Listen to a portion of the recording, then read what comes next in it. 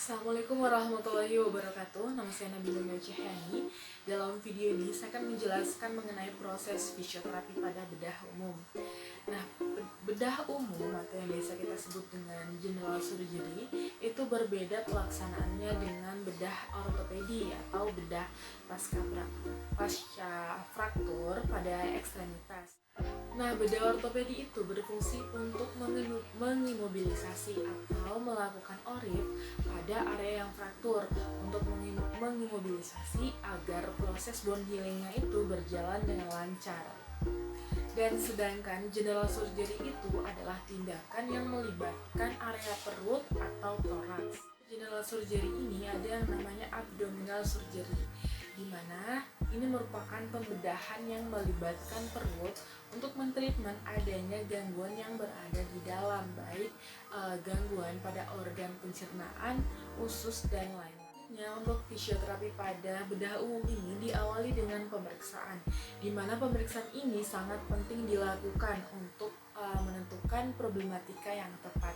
Dengan adanya problematika yang tepat, sehingga kita bisa memberikan intervensi yang tepat juga dan akan menghasilkan hasil treatment yang bagus. Untuk pemeriksaan umum yang dapat kita lakukan, yang pertama itu ada pemeriksaan dasar yang terdiri dari anamnesis, kemudian pemeriksaan vital sign, kemudian catatan klinis, inspeksi, palpasi, dan juga fungsi gerak dari pasien tersebut. Selanjutnya itu pemeriksaan khusus yang terdiri dari penuturan nyeri menggunakan VAS, kemudian LGS menggunakan goniometer, selanjutnya ODAM dengan midline, kemudian ada kekuatan otot dengan MMT, dan juga kemampuan fungsional menggunakan indeks. Dan dari pemeriksaan umum yang telah kita lakukan tadi, maka kita akan mendapatkan sebuah problematika yang mencakup body structure, kemudian body function, functional limitation, dan juga participation restriction.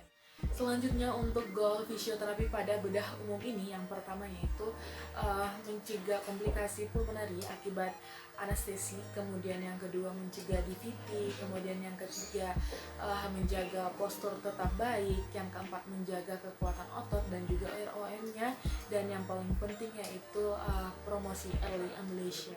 Pada bedah umum ini, fisioterapi dapat berperan dari pre-operasi sampai post-operasi. Untuk pre-operasinya di sini kita bisa memberikan edukasi bagaimana cara melakukan breathing exercise yang baik, kemudian batuk efektif yang baik, kemudian transfer dari tidur ke duduk sampai ke ambulansi di sekitar tempat tidur pasien.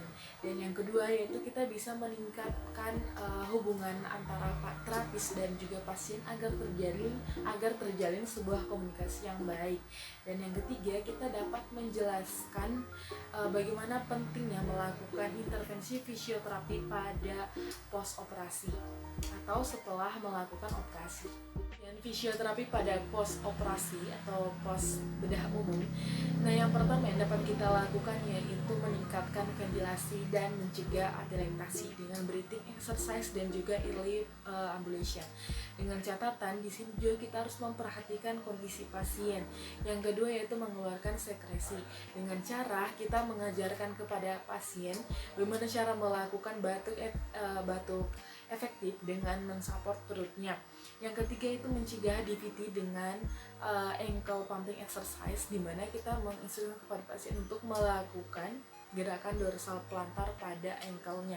Kemudian selanjutnya yaitu meningkatkan mobilitas trunk dengan chest thorax mobilization exercise. Kemudian meningkatkan postur tubuh dengan cara edukasi lagi kepada pasien bagaimana postur yang baik, di mana telinga dan bahu itu sejajar atau tegak lurus. Dan yang terakhir yaitu meningkatkan activity daily living daripada pasien dengan cara promosi early ambulation. Fisioterapi yang dapat dilakukan yaitu ada muscle strengthening untuk meningkatkan endurance dan juga kekuatan otot pada pasien. Kemudian ada breathing exercise itu untuk menghilangkan efek anestesi, kemudian meningkatkan kapasitas paru dan juga ekspansi torak. Kemudian ada batuk untuk efektif itu dengan cara mensupport perutnya agar meminimalisir nyeri yang dirasakan oleh pasien. Kemudian untuk exercise yang dapat dilakukan itu ada ankle pumping exercise tadi, itu juga dapat mencegah terjadinya DVT. Kemudian ada static kontraksi untuk mengkontraksikan dari otot rectus femorisnya, itu juga dapat mencegah DVT. Kemudian ada abdominal exercise, kemudian pelvic tilting, dan juga knee rolling.